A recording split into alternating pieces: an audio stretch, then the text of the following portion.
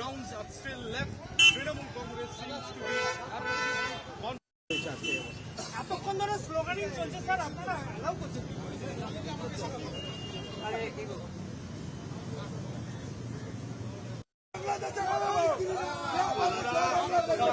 আমরা ভারতীয় জনতা পার্টির পক্ষ থেকে বলছি এসছে এবং আমরা একটা সাংগঠনিক দলের কর্মী, আমরা সবাইকে নিয়ে সুন্দরভাবে এগোবো। আমরা পুলিশের কথা মেনে এই জায়গা খালি করে দিচ্ছি।